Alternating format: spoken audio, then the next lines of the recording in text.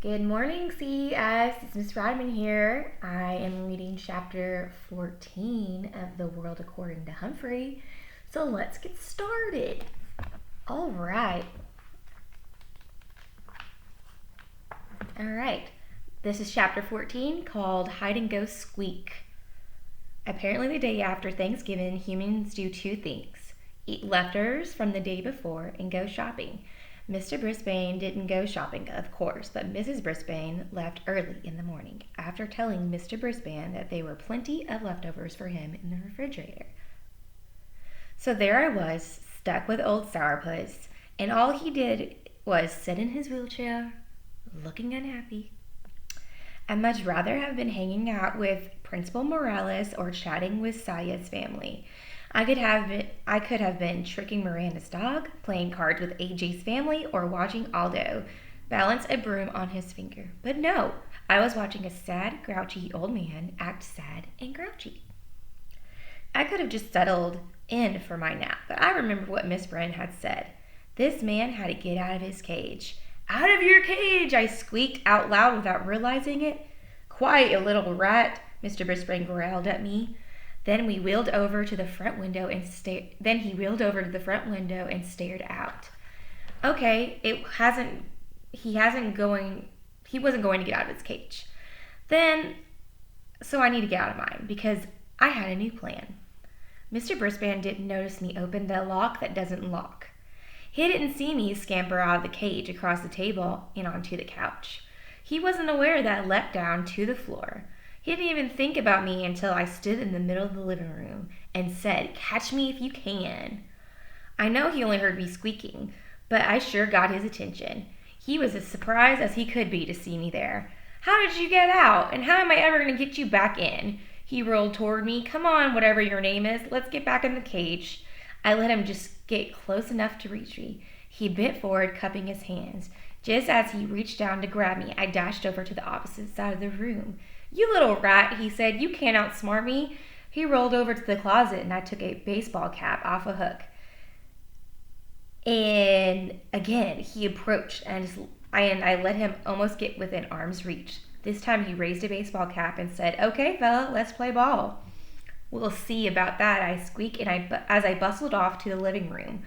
We quickly established the rules of the contest. 1, I would stay out in the open in places he could reach with his wheelchair.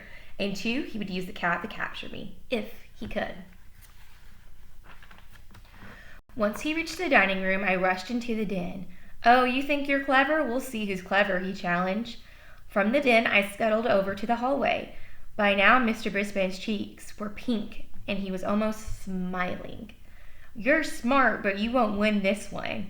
This time, I let him get that cap within a whisker of capturing me, just to keep the game interesting, then scurried back to the living room. But before he followed me, Mr. Brisbane slammed the bathroom, bedroom, and guest room doors. Aha! He was limiting my range of possibilities. Pretty cunning. In the living room, I decided to make a bold move.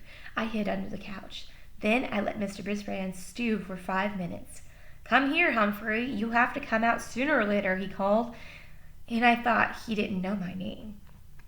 He shook the curtains and pushed the chairs to see if he could rouse me. Too bad he didn't think of using sunflower seeds like Mr. Morales did. Yum. I finally got kind of bored, so I made a dash for the dining room. Mr. Brisbane followed me this time, and I let him scoop me up in his cap. "I win," he shouted triumphantly. He was beaming with pride as he stared down at me. "But you were a worthy opponent." He put me back in my cage, and I scrambled into the sleeping house. I have to admit the game has made me a little drowsy. I don't think it was very long before Mrs. Brisbane returned carrying several shopping bags full of packages. "What happened, Bert?" she asked whenever she saw her husband. "Nothing," he said. "But your face is all rosy. You look different, and you're wearing a baseball cap," she said. "Sit down, Sue," he answered. "I'll tell you all about it." He told her every detail of our match, chuckling and swinging his cap back and forth. "I guess there are some things I can still do," he said. "Now, how about a game of gin rummy?" Mrs. Brisbane was almost speechless. "Okay," she said, starting to get up. Mr. Brisbane waved her away with his cap. "I'll get the cards, you just sit." As he wheeled into the den, Mrs. Brisbane returned to me quietly and said, "Thank you, Humphrey." Mr. Brisbane didn't frown for the rest of the day and evening, except from when Mr. Brisbane beat him at cards. The next morning, which was Saturday, she couldn't find her husband. "Where could he be?" she asked. "He hasn't left the house in months." A minute later, he came into the house from the garage, his lap full of boards and bricks and things. "I've got an idea for our friend Humphrey," he said. Mr. and Mrs. Brisbane spent most of the rest of the day building an obstacle course on the coffee table in the den. They lined up the boards along the sides so I couldn't stray too far. And then they set things up for me to climb over and climb under, like bricks with holes in to hide in big cardboard tubes.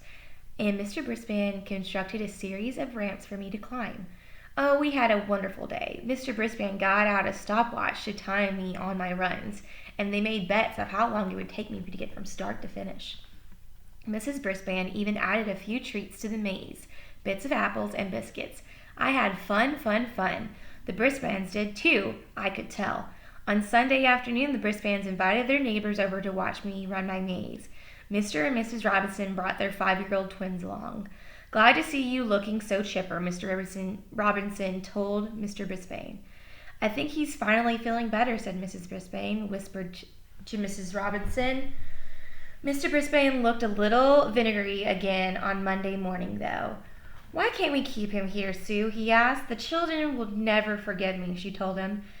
"He's really their hamster, but," she grinned, "there's a 2-week Christmas vacation coming up, and I think Humphrey better spend it here." But could I believe my cute, funny furry ears? She liked me so much she actually wanted me to come back. This is a whole new Brisbane. One who liked me. By the time Mrs. Brisbane and I returned to room 26, I was pretty tired. But it was a good tired, and I knew I could rest up from my weekend during recess. Tip 14. Hamsters should not be let out of their cages to run in a closed environment for an hour or 2 at a time. Okay, so that was chapter 14. So let's think about what our challenge is going to be today for chapter 14. As we know, Humphrey is so smart. He finds ways to get Mr. Brisbane to do much needed exercise and movement. Today's challenge is to play a game of hide and seek with someone in your house, just like Humphrey did with Mr. Brisbane. Happy hiding and seeking! I'll see you guys later. Bye!